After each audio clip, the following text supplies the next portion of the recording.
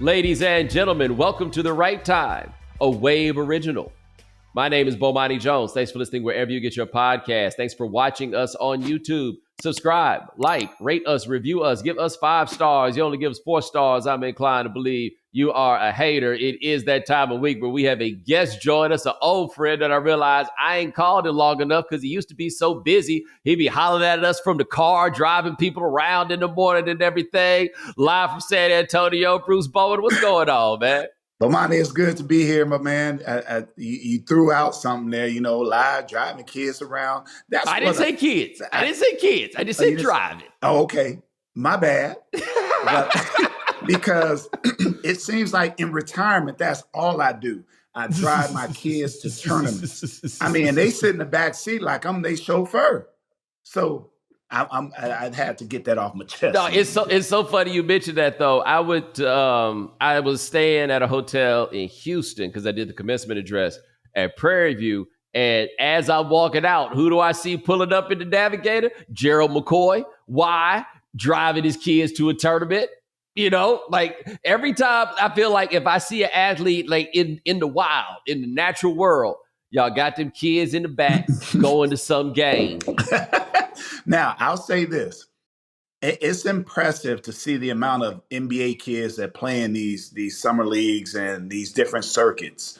It's impressive from the standpoint that, Bomani, you're a Californian. I'm a Californian. When we were coming up, or I should say when I was coming up, we would go from Fresno to LA for the weekend to play in Slam and Jam. This guy by the name of Izzy Washington ran this program, and you would find so many individuals, but you didn't have middle schoolers or elementary kids playing. Now you got it's ridiculous. I mean, these kids are saying, I want to be an NBA player. I didn't think that when I was 7 years old or let alone 18 years old. It just didn't happen, but it's a great outlet for kids, and we support our kids any way, shape, or form we can. Now, see, I'm a Texas guy, and the way the kids got down on that was just hit each other in the backyard. You know what I'm saying? Just playing unsanctioned football. But everybody I know, man, all y'all with these kids, and y'all taking them out all weekend doing all of this, and I feel like explaining to people, it's still only 30 teams. Is all these kids doing more and more? It's still only 30 teams in the league. Now, look, it's a big old world, and this college money is about to completely change the game where, look, you come out of college and you made $8 million or something like that while you're in school. You're not set for life, but you shouldn't have to worry if you play this right. And this is where parenting comes into play. Your kid go to college for 3 years and they come out with $6 million. They shouldn't be going into the NBA saying, "Oh, I'm struggling. I got to take care of my family." No, that should be one of their goals of, hey, I've always wanted to play in the NBA. But it is really something to see where the game has evolved in. And it also makes you kind of look at it from another perspective too, Bomani, as far as, okay, if my kid is 22 years old and he has $8 million, what are the chances that he's going to turn that into 16 million by the time he's 30, 35. I think it kind of takes away that drive to learn and to want to earn when you're giving things quite like that without necessarily working for it. Yeah, I was having a conversation with a buddy of mine yesterday, and he's got a son that's a high-level player that's looking like he'll be able, if nothing else, to make a lot of money in college. And again, good for them because they was getting worked for so long. So being able to say that you can get that money in college, right. I'm happy for them. However, money has never made a teenager a likable person. It has not happened one time, right? Like this is where this is all going to get a little bit weird because like the parenting game, it is interesting because of the level of helicopter parenting that we see with people. And I want to see how many people figure out you need to set it to where them kids ain't like struggling in college, not hurting in college. But they ain't got to be walking around in college with no $100,000 chain because ultimately you're going to have something in life to look forward to. Like if it is better for you at this point in life than it ever is, and I know those guys who lived good while they was in the league and how hard it is now if they ain't got that money no more. Because what is there to look forward to? No, you have nothing left to look forward to. You did it all that fast. My thoughts on it, Bomani, is that, okay, after basketball, then what? If you didn't take college seriously, if you didn't get out of there with a degree, because the degree for me was always after basketball. I was fortunate to do what I did, but I knew that I would need to rely on something afterwards because I'm not going to be able to do that forever. And there's a lot of guys that are thinking like, oh, I'll just do a podcast like Bomani Jones. I can do what he does. Really?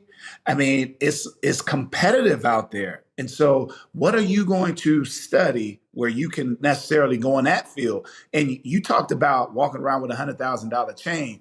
What about the cars? What about the place of residence? What about how they look at a dorm room or an apartment now? Those are all, I believe, those are part of the journey of where you're going. So you start small and you end up big. But if you start big, what do you go to from that? It's the toughest thing. Like this, it's going to be interesting watching all of this get navigated. As somebody who advocated strongly for a very long time for this day to come, right? It's Right. like good for all of you. But man, I hope you put if you put this bread away, you're going to wind up in so much of a better position and situation. I'm going to tell you this too. Now that them college boys got money, it's a whole different game of shark that's coming at them. It's sharks coming at them in high school to get their hands on their financial management type stuff and everything else. And then, if we being real, man, them sharks that be waiting in the tunnel in the NBA are now going to be on campus. Not even on campus. They're at the AAU tournament. AAU level, baby. And this is where, unfortunately, you had parents that were pimping their kids to be able to get this bread. Now, you look at the dichotomy of a family situation, because whenever an athlete feels like they've been taken advantage of, not just by somebody from outside, but from family, it creates a whole nother level of distrust, and it creates a level of separate people separating themselves from their families. So what was looked at as a great opportunity, now they're going to, and it just came to me right now, Beasley. Michael Beasley has been through a lot of things that we have seen for ages. He has been, I think, strong and brave enough to put it out there, because I remember his situations. I remember him being a go-to guy in Phoenix and then wanting to change his world and all the things he had coming at him. We're talking about Michael Beasley, who could handle his business on the basketball court. But you look at him now, you look at the things that he's had to go through. That's unfortunate. And I don't wish that on anyone, but that's what we bring into effect of all this money now. And what about this, Bomani? How about figuring out something where they can get their money later in life? Once you hit 30, you get a certain amount of that money that you got early on. And I know that this is something that they'd have to do within their circle of trust. But I just think that you give kids too much money early on, it's nothing positive after that. The one thing I do think, though, where Michael Beasley is an interesting case, and I think most of the people who listen to this podcast are old enough to have remembered seeing Michael Beasley at Kansas State. But if you did not, Woo. I mean, it was so easy for him. yeah, I mean, it was just, there are people that I looked at when I got to the NBA. I was like, dang, if he didn't have basketball, I don't know what he would have. yeah, He's one of them, Antoine Walker. I mean, the easiness with what they did and how they did things, man. It's just, I just think that so many times we don't see that in individuals. And I'm going to go one more. Rudy Gay. The way that Rudy played, you were just like, man, is it difficult for you? You were born a basketball player. Yeah, the thing I wonder, though, about Beasley, I remember that year that Beasley was at Kansas State. I want to say Dana O'Neal wrote this profile of him for ESPN, and it was really long and it was really good. But the quotes from Michael Beasley screamed out, "I don't want to leave school. I'm not quite ready for the world. I would like to stay here and keep having fun." But obviously the money that was on the other side was too much. Do you know how badly somebody is saying that they want to stay somewhere if they want to stay in Manhattan, Kansas? Like, do you realize what, like, when somebody, if they cry for help is I want to stay here and stay there. But I wonder for a guy like that, if he can get that bread in college, then maybe you don't feel like you got to go to the league at 19 years old. Maybe you can take that time in college and grow up a little bit. I think it was what college life gave him. It was Yeah. secluded. It was secluded. He didn't have to worry about them streets. He didn't have to worry about folks coming at him left or right. He was able to just be happy and play basketball as he did in his early youth. So those are also some of the things that scream out during that time, because it's something else, Bomani. Like when guys realize those that you were close to, their hands are out, or their hands were in your pockets and it was unbeknownst to you. That's a situation that I've seen, I've been in, and it really breaks the trust to another level. Listen to this quote from that article I was just talking about from Beasley. And this is Michael Beasley at, I want to say, 20 years old, 19 or 20. I'm still a kid. I'm still irresponsible, and I want to still be irresponsible sometimes. When I go to the NBA, that's over. My life is America's life. LeBron James gets a speeding ticket. The cop goes on with his day, and LeBron is all over SportsCenter. Britney Spears shaves her head. It's everywhere. You shave your hair, who cares? That's why I'm not sure I'm ready for the NBA. Yo, he was telling you. Yeah. And if you, in that first year for him in Miami was like, Pat Riley has taken him, right? And all the way to the end, Pat Riley told people that someday that boy's going to figure it out and everybody's going to pay for it. Like, he was so good that everybody had to try, but it was just a little bit more than he could handle. And unfortunately, when you don't have that, what you said in the beginning, that support system that allows you to receive those nuggets from a Hall of Fame coach and individual like Pat Riley. If he sees something in you, you got to remember, this is the same man that had Kareem Abdul-Jabbar. This is the same man who had Magic Johnson. This is the same guy who had LeBron James and Dwayne Wade at one time. So when you hear those things coming from someone quite like that, you have to take into account of what's being said and how good this individual is. Yeah. Last thing I will also say is I can't think of a worse idea than sending that boy to Miami to get it started. I concur. I was about to say you had your run as a youngster in Miami. You know what I'm saying? But you know what, Bomani, I was not. So let's take that into account. My time in Miami compared to his early days in Miami. People don't know me. People don't know me as a player of the year in college. People don't know me as any of those things. He came out with, the dollar signs was on his shoulders when he was coming out. Whereas I walk into a place, they're like, oh, mira, qué grande tú eres. And that was it. So, when someone did ask me what I did, no, I play basketball. Oh, yeah, for who? Miami Heat. Like, oh, we got a team, huh? That's what's up. That's what's up. But let me ask you before we go too far on this, man. You have to love the Thunder. Like, I watched them play defense, and I just think to myself, that's a team that Bruce Bowen would love to play. So let's take this into account. You look at each series they've been in and what they've done to the opponent from a defensive standpoint. Just that alone, they're number one in defense this whole year during the season, and they take pride in it. They understand that when things aren't going well, it's not about our offense.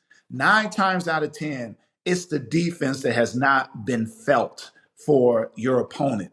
And I just love it, man. I think about this where people talk about, and he struggled. He did this, he did that. The struggle was the fact that he always had somebody on him when he was coming off a pick and roll. That was the struggle. Not going under. They were wedging themselves between the screener and him and being physical. That's what I love about that series concerning Minnesota. Let's talk about Denver. MVP got a team that is doing bigger and better things. Man, look here. Yes, Jokic looked good for half the time, but the other half of the time, he was laboring because of the physicality of the game. Now, people talk about, they're being too physical. No, this is basketball. We're talking about the best players in the world. We don't want to give touch fouls. Let's see how good they really are being able to create for themselves and deal with the physicality of the game. Shai Gilgeous, I mean, I watch him initiate contact quite like Anthony Edwards initiated contact in his one-on-one moves. But it's just impressive for him that he gets just enough separation to go ahead and do what's necessary. And I haven't spoken about Williams yet because I figure we're going to have a lot of time to talk about how special he is. So actually, I kind of want to start there because we're talking now coming off of Game 5 with the Thunder up 3-2, and Jalen Williams scored 40 points in Game 5. And look, I believe that there's a world where there's two kinds of people who think Scottie Pippen is overrated, people who think Scottie Pippen is underrated. There is no in between. But after he put up 40 points and people were then making the Scottie Pippen comparison, I'm like, nah. Scottie ain't giving you 40 in that game. Scottie wasn't that. Scottie couldn't initiate the offense and still be a offensive threat. The beauty about, and I was thinking about this, Bomani, knowing that I was going to be on your show, thinking about two types of scorers that you need on the floor, and also someone else who can benefit from those scores. And you look at Gilchrist and Williams, they're two different type of scorers. Both can get downhill. One's a little bigger in Williams, but the fact that he is bigger, he doesn't settle for the jump shots. And I love that they get them moving instead of a ISO post up. So you look at his points in the paint last night. That's the part that really demoralizes a team because someone just keeps coming. That's what we remember about Kobe with Shaq. He kept on putting pressure on the defense, getting in the paint. It wasn't about settling for jump shots. It was about getting to a point where now when you do take that jump shot, you have so much space. But I love what Williams was able to do. In addition to, you never saw Williams looking at Gilchrist kind of like, no, this is my turn. It's my turn.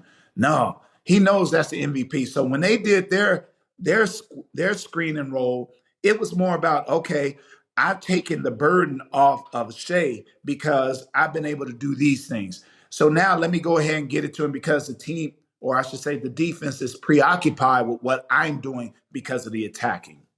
I feel like I saw both of those guys make like a graduation type step in this postseason because I had questions about, in spite of how good Shai Gilgeous was, and he won the MVP, obviously, and it wasn't like if he did.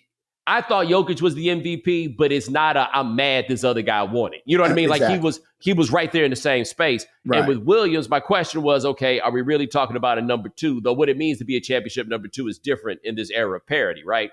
But did I think, given what I had seen earlier in this postseason, that Jalen Williams could give you 40 in the must-win Game 5? No, I didn't. Did I think that Shai could be the guy to get that 15 in the last 5 minutes, not because he was just hot, but because he was going and getting it? Did I think he could do those things? No. Now that I have seen these things, like I didn't think he couldn't do it, right? But you didn't think he could though. Yeah, you think about it. This team is only in the playoffs for the second year.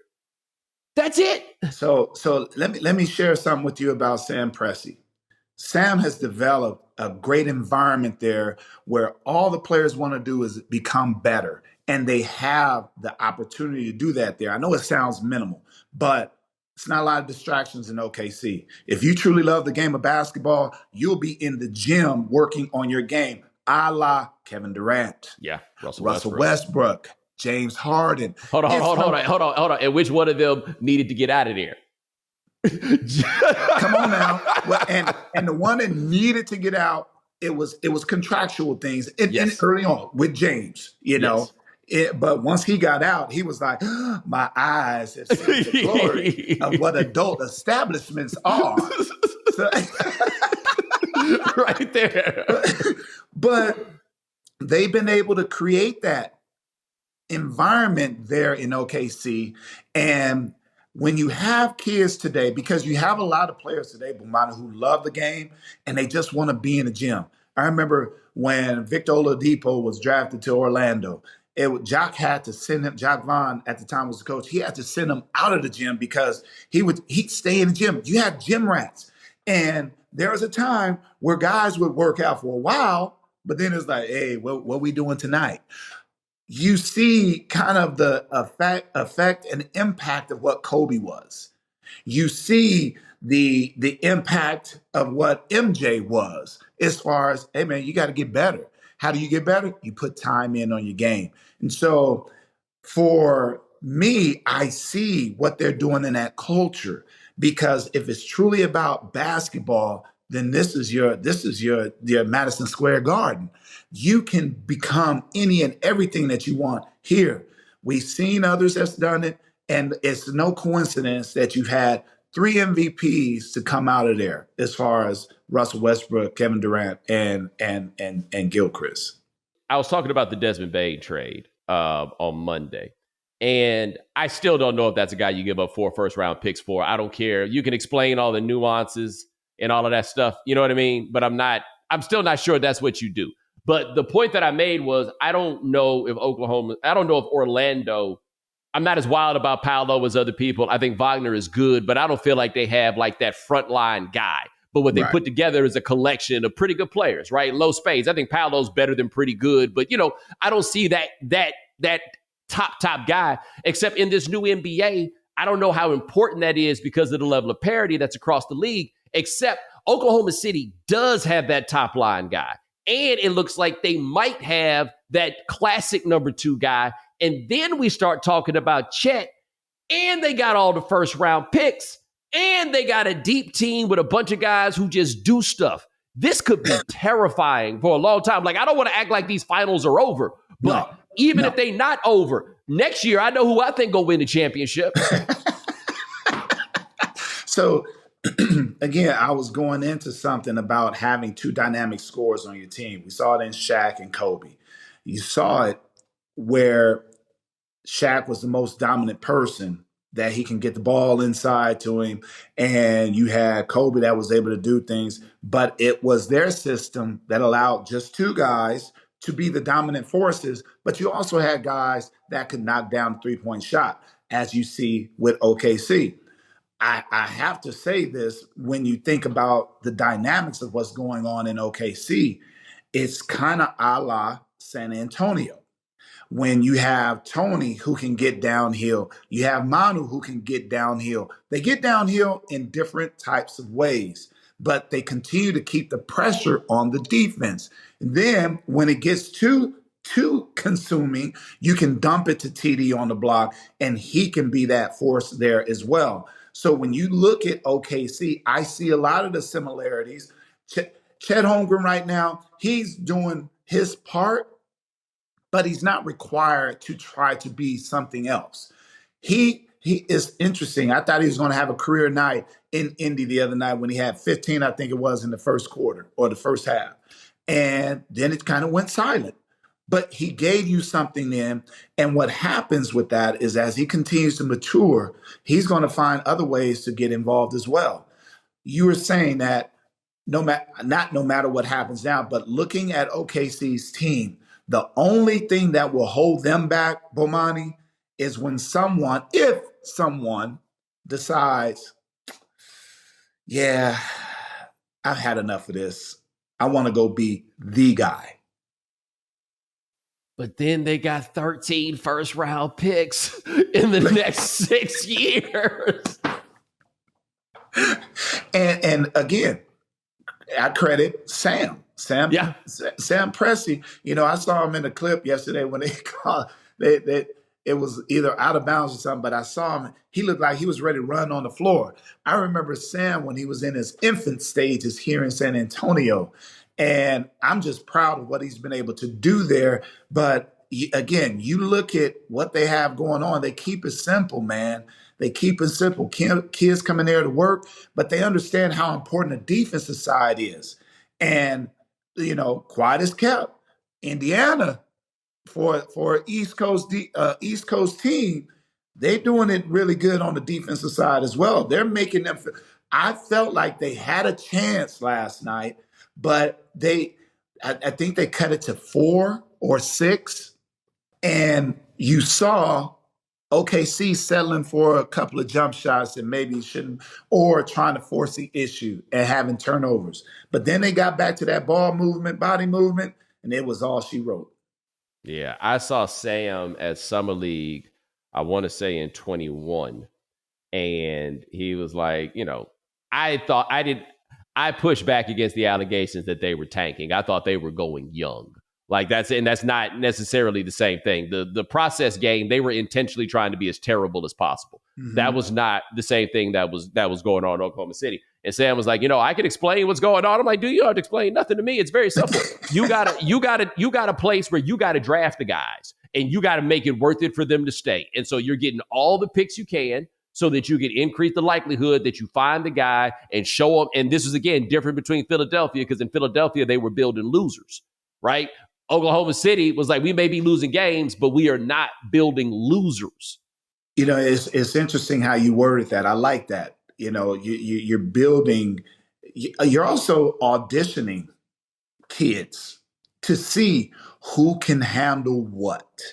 Right. Do you truly love the game? Do I see fight in you right now? Because it's not that you find the fight later on once you get a couple of pieces. It's what happens in the process of the building up. And then you go out and you get the big from kid now. That came from New York. Yep. It's interesting how you look at the dynamics, how things have changed with him on the floor. I love the fact that people talk about guys can't do something in the NBA, but yet still they're on a winning team and they're a great part of that winning formula. So to all those that hear the naysayers of what they say, y'all keep doing what you're doing, because it's not about what others think. It's about what the organization thinks. But, again, these auditions, this is kind of the same scenario when David Robinson was shut down. At that time, you had a bunch of guys, Courtney Alexander. You had all these guys in San Antonio that were getting a lot of minutes. Derek Dial, and people that folks won't know today. But they happen to get that number 1 pick, and those pieces that play really well were able to fit right along with those guys. All right, coming up next, we're going to talk a little bit about what's going on with the Pacers, and also the possibility that the Spurs might be making a move to get a certain dude. Talk about that coming up next. The NBA Finals are finally here, and this is your last chance to win some real cash before the season ends. The simplest way to get in on the action, downloading the Pick 6 app from DraftKings. It's crazy simple. Just pick more or less on the stats for 2 or more of your favorite players, and boom, you're in the mix for big cash prizes. Nail your picks, and you're heating up. Pick 6 brings upside with payouts up to 500 times. Ready to make your finals run? New DraftKings Pick 6 customers can toss in just $5 on your first entry, and you'll get $50 in bonus picks instantly. Download the DraftKings Pick 6 app right now and use code Bomani. That's code Bomani. New customers play $5, get $50 in bonus picks instantly. Ride the upside, only on DraftKings Pick 6. The crown is yours. Gambling problem? Call 1-800-GAMBLER. Help is available for problem gambling. Call 888-789-7777 or visit ccpg.org in Connecticut. Must be 18 plus, age and eligibility restrictions vary by jurisdiction. Pick 6 not available everywhere, including New York and Ontario. Void where prohibited, 1 per new customer. Bonus awarded as non-withdrawable Pick 6 bonus picks that expire in 14 days. Limited time offer. Terms at pick6.draftkings.com/promos. Making money moves should be easy, and that's why there's Cash App. It's fast, safe, and honestly just way more personalized than other apps out there. No extra hoops to jump through, no extra stress. All of the tools are right there to help you cash in. Plus, sending money with Cash App actually feels safe. They look out for you. If something seems sketchy or they see you might be sending money to a potential scammer, they'll warn you and make you think twice before you hit send. It's like having a personal bodyguard for your cash. You can even spice up your payments with custom text, stamps, and backgrounds. Because why should paying your friend for brunch be so boring? If for whatever insane reason you don't have Cash App, just download it from your phone's app store, sign up, and enter our code Bomani in your profile. Send $5 to a friend and you'll get $10 just for getting started. For a limited time only, new Cash App users can use our exclusive code to earn some additional cash. For real, there's no catch. Just download Cash App and sign up. Use our exclusive referral code Bomani in your profile. Send $5 to a friend within 14 days and you'll get $10 dropped right into your account. Terms apply. That's money. That's Cash App. Let me tell you about Z-Biotics Pre-Alcohol Probiotic. Z-Biotics Pre-Alcohol Probiotic drink is the world's first genetically engineered probiotic. It was invented by PhD scientists to tackle rough mornings after drinking. Here's how it works. When you drink, alcohol gets converted into a toxic byproduct in the gut. It's a buildup of this byproduct, not dehydration, that's to blame for rough days after drinking. Pre-alcohol produces an enzyme to break this byproduct down. Just remember to make pre-alcohol your first drink of the night, drink responsibly, and you'll feel your best tomorrow. Summer is here, which means more opportunities to celebrate the warm weather. Before that backyard barbecue, glass of Pinot watching the sunset at the beach, or cocktail by the campfire, don't forget your Z-Biotics pre-alcohol. Drink one before drinking and wake up feeling great and ready to take on the world the next day and everything summer has to offer. Go to zbiotics.com/Bomani to learn more and get 15% off your first order when you use Bomani at checkout. Z-Biotics is backed with a 100% money-back guarantee. So if you're unsatisfied for any reason, they'll refund your money, no questions asked. Remember to head to zbiotics.com/Bomani and use the code Bomani at checkout for 15% off. This show is sponsored by BetterHelp. Mental health awareness is growing, but there's still progress to be made. 26% of Americans who participated in a recent survey say they have avoided seeking mental health support due to fear of judgment. When people hesitate to get help, it doesn't just affect them. It impacts families, workplaces, and entire communities. This Mental Health Awareness Month, let's encourage everyone to take care of their well-being and break the stigma. The world is better when people are healthy and happy. When people hesitate to get help, it affects more than just them. It impacts families, workplaces, and entire communities. This Mental Health Awareness Month, let's encourage everyone to take care of their well-being and break the stigma. The world is better when people are healthy and happy. We're all better with help. Visit BetterHelp.com/Bomani to get 10% off your first month. That's BetterHelp, HELP.com/Bomani. All right, we are back with Bruce Bowen coming into Game 6 for the Pacers. You think they got any chance? I do think they have a chance. I love what Carlisle is able to do with this team. And in this team, you just find that they fight to the end. It started obviously with the Knicks series and being down. And you saw in that group, man, like, hey, we still got a chance. It's okay. They extend their defense, and I think that's something that gives OKC a problem. And thank goodness you have two ball handlers that can handle the ball and initiate offense for OKC. But I love the fact that he has these young boys pressing up and really doing a fantastic job against, some talented individuals. So with Carlisle, if it wasn't him, I might have a different opinion, but I still think that this group can still possibly win the championship. Now, and I didn't pick them to win the championship, but I do feel they can. And obviously a lot of that depends on Hailburton and how he's playing. And, I was watching him last night, and man, there's moments where if you're not scoring the ball or you're not doing something, it impacts all your game, and you just look like a slug out there. I'll say this. He got a little apprehensive on his shot last night, but I still saw him making plays for others. It wasn't the so-called, oh, man, my game ain't right and I'm just over here. No, I still saw him in a competitive way trying to get things done. But unfortunately for him, it got a little bit in his head with his shooting the ball yesterday. So you think that it was okay to leave him out there even though he was physically clearly not there? Well, I think it's okay because he's the leader of that team. He's one of the no one else can do what he does. And so, it's just one of those situations, unfortunately, The next day, if he doesn't play and they get smashed, what does that do to the morale of everyone else then? So you have to take those things into account. I don't think this was a situation like like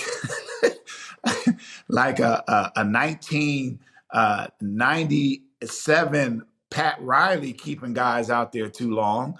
This was just a situation where he's not playing well, and he said he's hobbled a little bit, but he didn't look bad to me in the second half as far as his movement. Now, they said something in the first half, but in the second half, he didn't look as bad. It was just the fact that he wasn't making shots. Yeah, I will say this. I thought early that for the first time that the fight had been beat out of them. And that is what has been so impressive about them. But nope, incorrect. The fight was still there. They still came and they still brought it. And look, they had these moments where they seemed to be a bit flustered in the first half where they just thought, no, this wasn't a game where the Thunder was taking the ball from them. It was where they were giving the ball away, right? But they pulled it back together. They got it there. In the second half, they pulled the lead into 2. And that's the part that gets me is just like, I think Oklahoma City is a better team, but you can't lapse against them. Like, that's the thing on both sides is you really going to need to bring it for 48 because they're going to be on you for 48. And you look at the bench and the bench production for Indiana yesterday. That's who led the Callus. I believe it was little guard. McConnell. McConnell-Ladova. Yes. McConnell-Ladova out there, boy. Man, and the thing is, they play without fear. And they're competitive. You look at, and those are the games where coaches come back and they're talking amongst themselves and they say, I wish we had more McConnells out there. But it wasn't a dog effort from the others. So you don't say that. You're just happy that you have him. But that's what I mean, Bomani, is like he got going, and I think it sends the message to OKC like, hey, remember, they beat us game 1. Because we were up. And I felt like there's moments with OKC that they're looking for the knockout and the blowout. And that's when you start settling for some of those jump shots. That's when you become a little less protective with the basketball or a little less careless with the basketball. So you see, it's still interesting how Malcolm still hasn't had that consistent 3-game stretch for Indiana. We see he has the physicality, but I saw his youth yesterday. And in that, his youth was he got bumped on a shot and he kind of, hey, I got bumped. You're not a star in this game. You're going to go through some bumps. You're not Siakam. And man, let me tell you this. For Siakam still to be playing at this high level in season, I don't know what season this is for him, but he's still a problem. And I mean problem like Manu Ginobili problem because they seem so wild, but they're finishing at the basket. Him in transition, they don't know what to do. You got to meet a guy like that in transition because he gets going with a head of steam and you think, oh man, he's just wild. No, it's purposeful with what he's doing and he's finishing at the basket. It still always looked like Siakam about to elbow somebody in the face. I would hate to guard him. It always looked like it's this close. You know what? This basketball, I get tired of y'all talking about now we review things and was it a basketball play? You know what? You think Charles Oakley made basketball plays all the time? No. You run across the bench, take that, young fella. They need that in their life, man. Look at you. You better not. Did you just say they need it in their lives? They need it, bruh. You need a little of this. This helps you remember, like, I better not go over there like that again. My grandmother said hard head make it soft behind it. And she used to always use this phrase with me, you don't believe fat meat is greasy. And I'm like, yes, I do. No, you don't, because you keep doing wrong. Hey, man, I do believe in the playoff foul. Like, we've seen, I had a couple of good fouls. I'm like, nope, playoff foul. And they were respected as being playoff fouls. Now, Bomani, I'm not a lover of officials. But I mean, I hate that every single time people want to do this. You know what this does? This takes the onus off the ref. This tells the ref, you're not good at doing your job. And we want to see something in second time, slower time to see if, yeah, we can get it right then. But I just feel this way is that just as many as what people call bad calls, there's just as many good calls.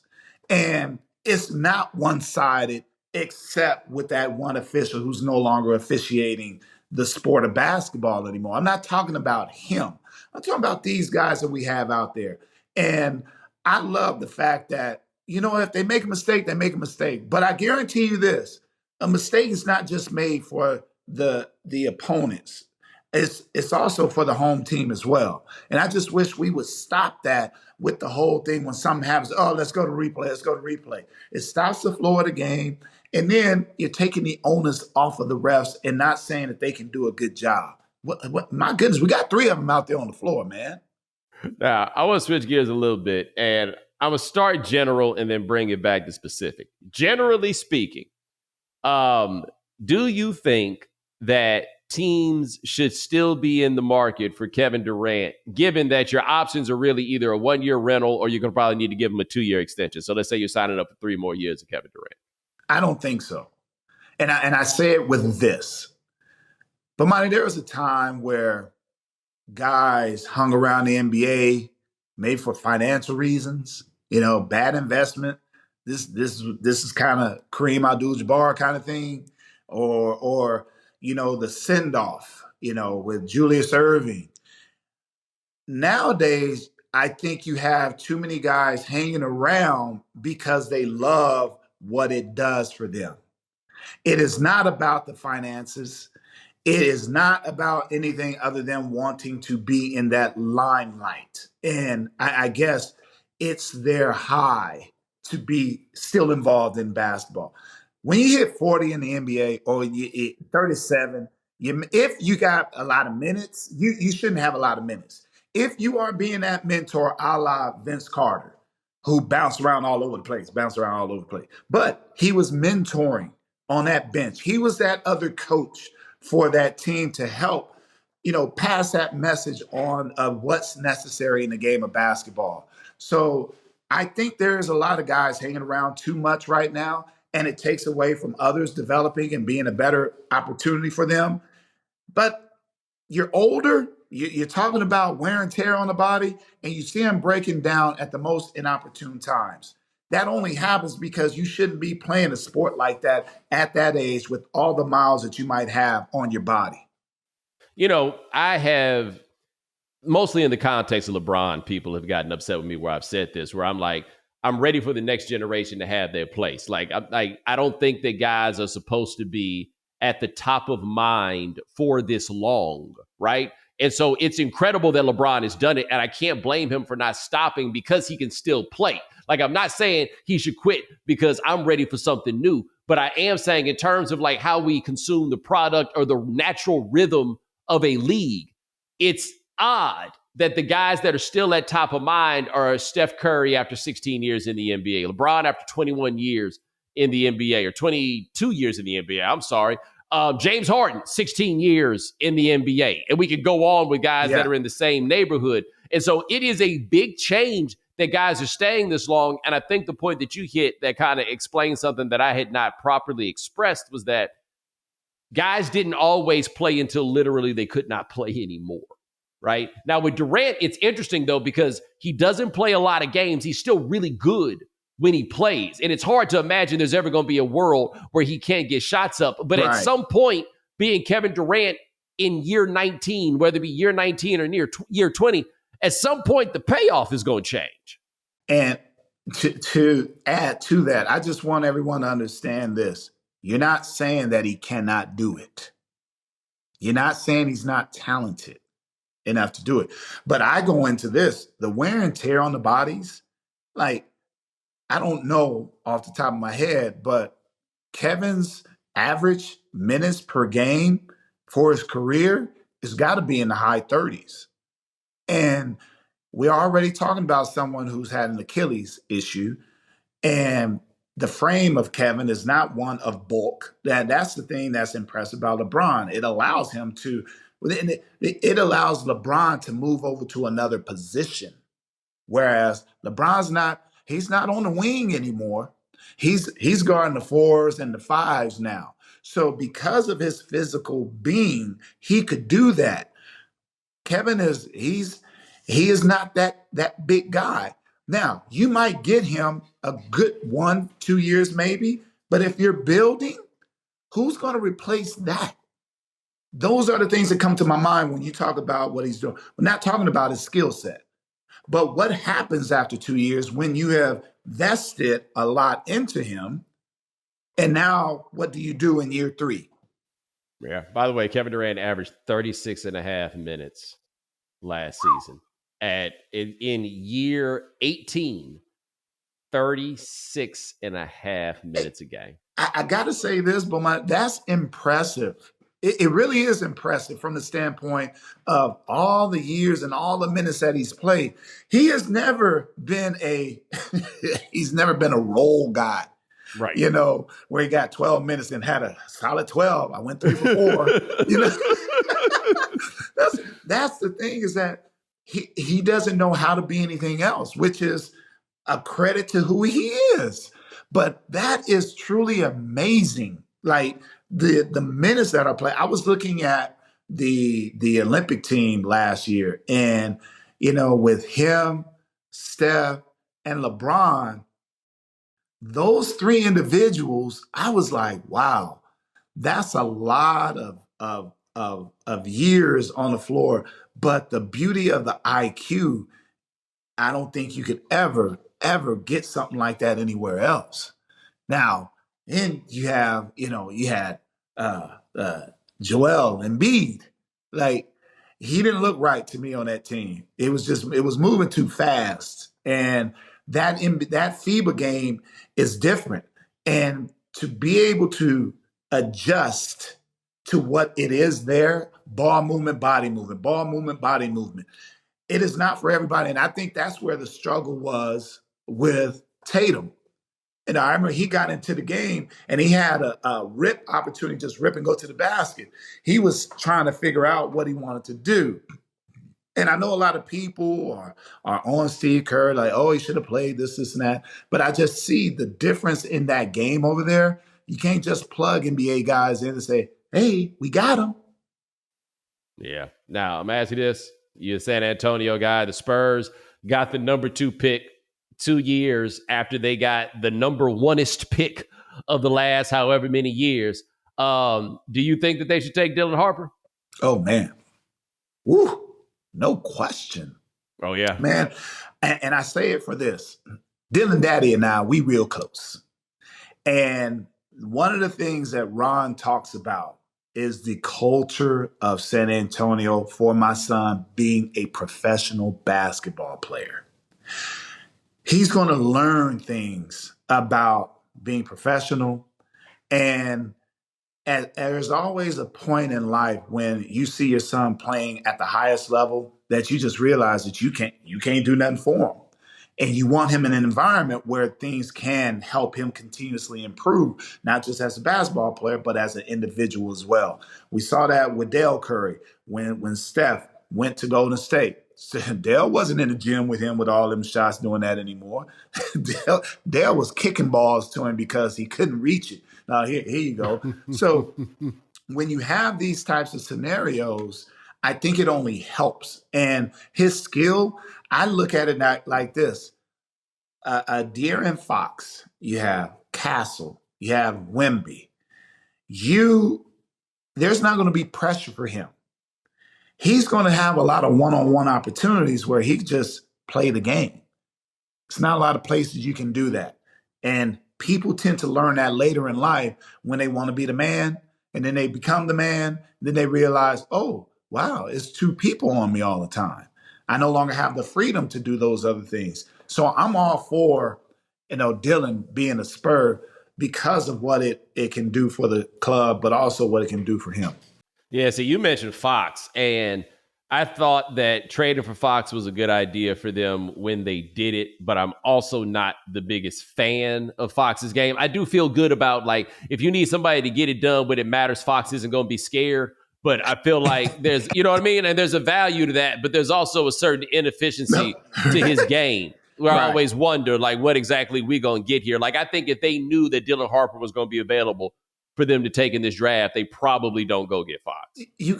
But that's the thing. That's the beauty of having these type of problems, because I think what Fox will add is that guy, he's never had a group quite like this. He's never been in I think a surrounding, as far as an organization that is continuously trying to allow you to be the best version of you, but more importantly, allowing winning situations to take place. That's what it has to be first and foremost. Yeah, I've been looking at Victor over there with the monks. You know what I'm saying? You know, seeing him down over there with the Shaolin monks. I like this. Like, I dig the fact that at his age, he's thinking about the world in this way. It is really over there, like, kicking it with the monks. Well, and you know what, Bomani? How does he learn that? Who influences that? That's another opportunity. That's a Greg Popovich deal right there. Getting you outside of yourself to be a better version of yourself and dig deeper into something. You know, that's the thing that I was always impressed about with Pop is his education, all the reading that he did. It was he's always handing books out. My thoughts are, how do you know that book is for me? That's because you've taken an interest in me and you feel like this will enhance what I do. When it comes to Victor, it's slowing the game down in a way that allows him to see it differently, but also understand what's required around him as well, the responsibility that you have. And I think him going around the monks, he's learning a lot of things to be able to go there and do that. No, this is the year with the Spurs, because to be honest, they've been bad for a little bit too long. This is the time. Like, before they got Victor, I didn't think they had any excuse to be as bad as they were. Now, this is a team that should be top 6. Okay, we'll say top 8 at least. Yeah, because it still takes time too with guys that have never been in that environment as far as playoffs. Understanding that back-to-back game, even though you're playing a last place team in the league on your back-to-back, the second leg of the back-to-back, you still have to prepare as if that's the top team in the league, and understanding that it is a requirement now that you give your best effort night in, night out. Not that you didn't before, but sometimes you had lapses in thoughts and felt like, oh, okay, it was just one turnover. I'll get it back in the third quarter. Now it brings everything into view as far as this is what's necessary for us to be the best version of us. And we can't take steps backwards and we can't take nights off. All right. Last thing for you. The Knicks need a head coach. You down? I was going to ask you think they should hire, but you over there looking like, I love the idea of you coaching Karl Anthony Towns. That's what you want to do? You want to get in there and honestly, you know what, Bomani, I enjoy connecting with guys. And I believe that it's my connection with individuals that allows them to see past what they see. It's being able to encourage guys and say, hey, man, no, you're not just that. You're this. And so if you have that, if I ever had that type of opportunity, I'd love to do it because it's what we do. It's you giving back to the game. It's not just about, I got this guy, I want him to shoot threes all the time. No, let's make it where they don't have to work so hard for their baskets. I watched Jalen Brunson do what he did this year. And yes, it was impressive, but all I kept thinking was, he sure looked tired. Man, he has to work so hard for his baskets. I think when you're able to simplify things and make it where a guy can get a quick layup or a quick post-up right into their play or a quick shot because of the movement, that's what you have to figure out, especially at the NBA level. It can't be, AAU on steroids. Because that's kind of what I saw with Houston a little bit this year. I saw a AAU squad going up against a high IQ squad against Golden State. And you can have all the athletes in the world. But if they can't play with one another, if they can't get the ball from one side of the floor to the other, if they can't set a screen for one another, then what good is having those athletes? Jalen Green looked real good when he scored a bunch of points. But what happened after game 2 or 1? We didn't see the same Jalen. And those are the things where I think it's about getting into the brain of that player and saying, hey, no, we can't skip steps. Come on, this is how they're playing you. You have to be able to fight through it. If someone make mention about your nail color, don't worry about that. It's just something they're saying to try to get you off your game. And you're talking about the one who does it the best in the NBA as far as Draymond Green. So understand everything he says, you just got to take with a grain of salt. Those are the things that I enjoy about this game.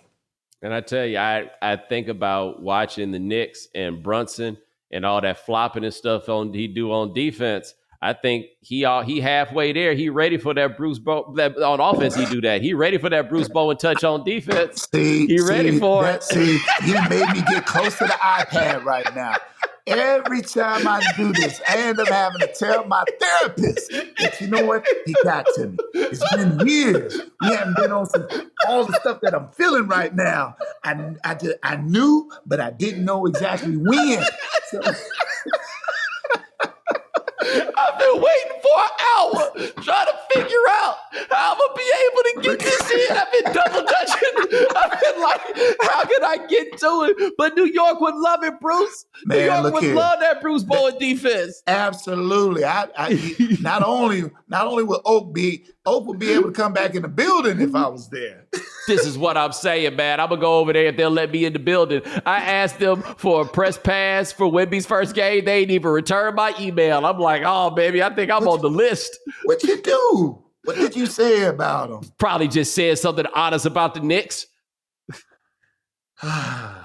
Well,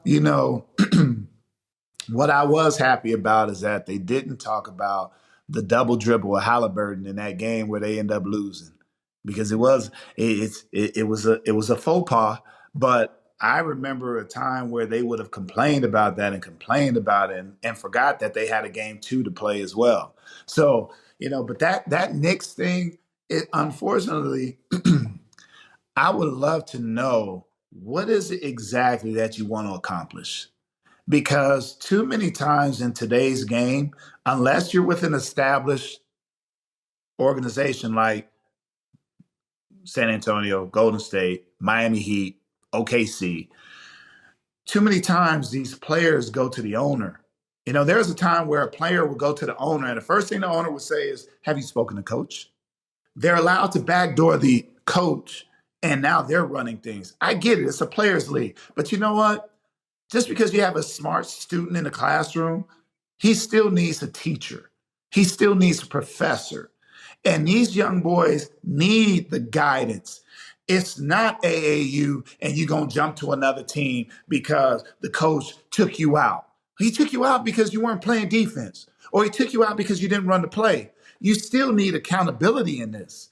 And it's getting lost because people want to be buddy up with the owners. And some of the owners are falling for it. Bruce Bowen, my man, always a pleasure. And I apologize for waiting so long, brother. That's on me, man. But hey, I did tell you got a job, baby. And I get it. If you were just chilling, then I might have a problem. But no, man, like I say, I know you a busy man down there. Are you doing your coaching? You doing your daddying? You know what I'm saying? You got things to do, brother. That's on me.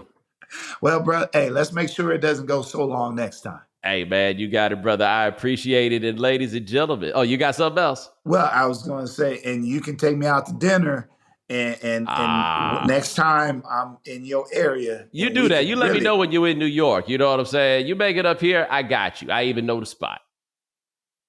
Big time! That's what I'm saying. My brother. I appreciate you. All right, Ryan, you got DraftKings picks for the people. Sure do. We're looking ahead to Game 6 on Thursday. I like OKC to close it out, so I'm going to take Shai Gilgeous-Alexander to have more than 33.5 points. I don't think Tyrese Halliburton's going to do well, so I like under 15.5 points for him. The NBA Finals are finally here, and this is your last shot to win some real cash before the season ends. So don't miss your last shot to win cash this NBA season. Download the DraftKings Pick 6 app right now and use code Bomani. That's code Bomani. New customers play $5, get $50 in bonus picks instantly. Ride the upside only on DraftKings Pick 6. The crown is yours. Gambling problem? Call 1-800-GAMBLER. Help is available for problem gambling. Call 888-789-7777 or visit ccpg.org in Connecticut. Must be 18 plus. Age and eligibility restrictions vary by jurisdiction. Pick 6 not available everywhere, including New York and Ontario. Void where prohibited. One per new customer. Bonus awarded as non-withdrawable Pick 6 bonus picks that expire in 14 days. Limited time offer. Terms at pick6.draftkings.com/promos. And ladies and gentlemen, thanks so much for joining us here on The Right Time. We do this 3 times a week. Ryan Brumley handles everything behind the scenes. Thank you, sir. Remember, follow The Right Time. Subscribe, like, rate us, review us, give us 5 stars. You only give us 4 stars, I'm inclined to believe you are a hater. And we'll talk to you guys in a couple of days. Take it easy.